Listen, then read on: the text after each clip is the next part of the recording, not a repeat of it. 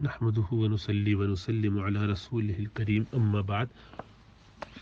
رسول اللہ صلی اللہ علیہ وسلم کی ذات بابرکت سے متعلق جو بھی چیز ہو وہ بہت فضیلت کی ہے، بہت خوش نصیبی کی بات ہے کہ کسی کو حاصل ہو جائے۔ اللہ کے رسول صلی اللہ علیہ وسلم نے اپنی حیات مبارکہ میں حجۃ الوداع کے موقع پر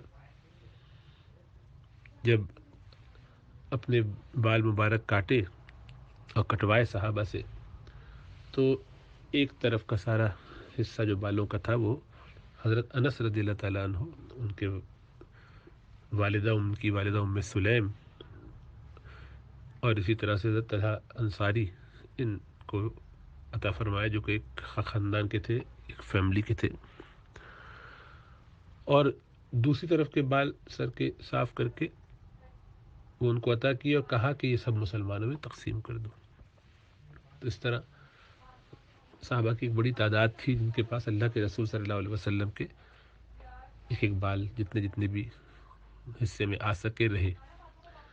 بعد میں بھی وہ استعمال ہوتے تھے۔ مثلا حضرت ام سلمہ رضی اللہ تعالیٰ عنہ رسول اللہ صلی اللہ علیہ وسلم کے بارے مبارک، کچھ اس کو فارسی میں منہ کہتے ہیں، میم واو اور آگے بڑی اے سے جب لکھتے ہیں کہ منہ مبارک تو بڑی اے اور حمزہ اوپر لگا دیتے تو منہ اے مبارک۔ تو یہ منہ جو ہمارا اردو میں جس کو ہم یعنی کہتے ہیں، جس سے ہم بات کر رہے ہیں، جس میں ہم کھاتے ہیں، ماؤتھ، یہ وہ منہ نہیں ہے، یہ منہ میم واو، اس کے مطلب ہے، اس کے معنی ہے بال۔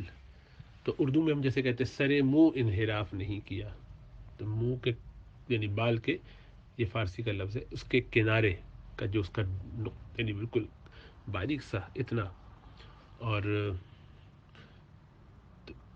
یہ جو ہے منہ مبارک ہے، منہ ہے، میم واو اور بڑی یہ حمزہ کے ساتھ لکھتے ہیں۔ بہرحال تو آپ صلی اللہ علیہ وسلم کے بال سیدہ ام سلمہ رضی اللہ تعالیٰ عنہ کے پاس ہوتے تھے، تو وہ آپ ایک چھوٹی سی شیشے کی ڈبیا میں رکھتی تھی، بوتل میں۔ کوئی آتا جس کے یہاں کوئی مسئلہ بیماری وغیرہ ہوتی تو وہ اپنے ساتھ کسی برتن میں پانی لاتا، آپ اللہ کے رسول صلی اللہ علیہ وسلم کے بال مبارک نکال کے اس میں گھما دیتی، چلا دیتی، اور کہتے اس کو پی لو، شفا ہو جائے گی، اور شفا ہو جاتی ہے۔ اللہ سبحانہ و تعالیٰ بابرکت بالوں کی عوض اللہ اسباب کے ذریعے کام چلاتے ہیں، بناتے ہیں دنیا کے اندر۔ وہ ان کو ضرورت نہیں ہے لیکن دنیا کو انہوں نے اسباب سے باندھا ہوا ہے، تو اس کو بھی ایک سبب بنایا۔ تو آپ کی ذات بابرکت سے جو چیز نکلی ہے، جو چیز آپ سے متعلق ہے، اس کی فضیلت برکتیں بہت ہیں۔ تب یہ بال جن کے پاس ہوں گے، آپ غوثرہ ایک لمحے کو غور کیجئے، ان میں سے کسی نے کیا اس کو ضائع کیا ہوگا؟ کہ یہ ممکن ہے کہ جس کے پاس ہو وہ بال، وہ اس کو اپنی نسلوں میں منتقل نہ کرے، اور خاندان میں کوئی ایسا سمجھدار نہ ہو کہ جس کو ان کی قدر نہ ہو؟ چند خاندانوں میں ہوں گے، بعد کی نسلوں میں، لیکن اکثر تو اس کی بڑی رعایت کریں گے۔ ہم آپ جیسے گندے گنہگار مسلمان اگر واقعی آپ کو بھی کہیں سے پتہ چل جائے رسول اللہ صلی اللہ علیہ وسلم ہدیہ کر کے چلے جائیں اپنے بال مبارک، تو آپ کیا کریں گے؟ اس کو پھینک دیں گے یا سنبھال کے رکھیں گے؟ تو بس یہی سوچنا چاہیے کہ ان صحابہ نے بھی بہت اہتمام سے رکھا، اپنی اولاد کو دیا، ان سے نسل بعد نسل وہ بال آگے پہنچتے رہے۔ تو جن جن کے پاس ہے وہ ہے۔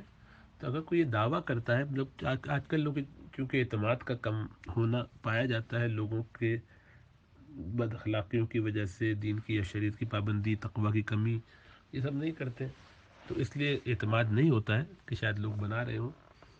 لیکن ہمیں کسی مسلمان کی نیت پر یا اس کی باتوں پر شک بھی نہیں کرنا چاہیے۔ اگر کوئی کہتا ہے کہ اس کے پاس رسول اللہ صلی اللہ علیہ وسلم کے بال مبارک، منہ مبارک موجود ہیں، تو اس کو کوشچن کرنے کی ضرورت نہیں۔ اگر آپ کو اطمینان ہے تو چلے جائیے، اس کی زیارت بھی کیجیے، اس کو اگر ہاتھ لگانے کا موقع ملے تو وہ بھی کیجیے، برکت لینے کے لیے اس کا بوسہ بھی لے سکتے ہیں، کوئی مذائقہ نہیں، بشرطے کہ آپ کو ان پر اعتماد ہو سکتا ہے آپ کو بالکل اعتماد نہ ہو، آپ کو لگ اگر نہیں بھی میرا مزاج نہیں ہے، مجھے یہ سب باتیں سمجھ میں نہیں آتی، میرے دل کو نہیں لگتی، اور کہاں سے آ گیا پتہ نہیں ہے بھی کہ نہیں ہے، نہیں دل لگ رہا ہے، بالکل مت جائیے، کوئی ضروری نہیں۔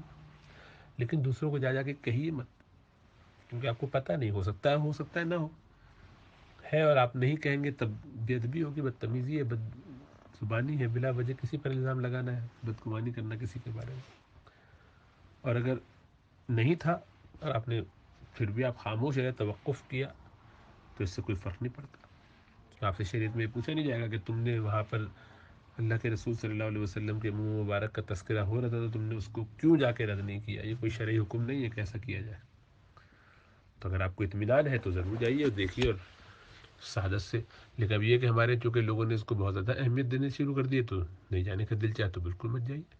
یہ کوئی ایسی چیز نہیں ہے کہ جس کے بغیر انسان کا ایمان مکمل نہیں ہوتا ہو، یا اس کے لیے ضروری ہو کہ وہ ایسی جگہوں کو جائے اور دیکھے سنے۔ نہیں، بعضوں کا مزاج نہیں ہوتا اس طرح کی چیزوں میں انوالو ہونے کا۔ بعض لوگ ذرا زیادہ فزیکل محبتوں کا اظہار اس طرح سے کرتے ہیں، اشعار میں کرتے ہیں، انہیں ذرا زیادہ ذوق ہوتا ہے، تو جس کا مزاج ایسا ہے، اس کا دل لگتا ہے اس طرح کی چیزوں میں، جائے۔ میں نے اپنی آنکھوں سے ایسے لوگوں کو اللہ کے رسول صلی اللہ علیہ وسلم کی یاد میں پھوٹ پھوٹ کے روتے دیکھا ہے، جن کو ایسا موقع مل گیا۔ تو اگر اللہ کسی کو ایسا موقع دے دیتے ہیں اور اس کا مزاج ایسا ہے تو اس کو اس سے فائدہ اٹھا لینے دیجیے، اور جس کا مزاج نہیں ہے وہ ایسا نہ کرے۔ پولیس بن کے نہ بیٹھ جائے دنیا والوں پر۔ سب کو ہم اپنے مزاج کے مطابق نہیں چلا سکتے۔ بس یہ سمجھ لیجیے کہ اللہ کے رسول صلی اللہ علیہ وسلم کے اگر بال مبارک ہیں تو اس وقت پھر کائنات میں، مخلوقات میں اس سے بڑی کیا چیز ہوگی۔ ہر وہ چیز جو آپ صلی اللہ علیہ وسلم کی ذات سے متعلق ہے وہ بہت فضیلت کی ہے۔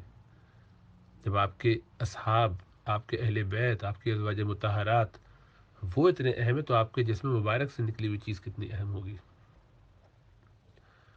اس لیے بس وہ اہمیت بھی ذہن میں رہے۔ پھر یہ کہ چونکہ ٹرسٹ نہیں ہوتا آج کل لوگوں پر، تو نہ کیجیے، ٹرسٹ کرنا کوئی ضروری بھی نہیں ہے، لیکن اس کو رد کرنا بھی ضروری نہیں۔ جب آپ کے پاس دونوں طرف ایویڈنس موجود نہ ہو تو خاموش رہنے میں کیا مذاق ہے۔ ہم یہ کیوں بدگمانی کریں، کوئی آپ سے جھوٹ بول کے اللہ کے رسول صلی اللہ علیہ وسلم کے بال بنا بنا کے لوگوں کو جمع کر رہا ہوگا، اپنی شان بنا رہا ہوگا، بنا رہا ہو تو بنا رہا ہوگا، اس کا مسئلہ ہمیں کیا لینا دینا۔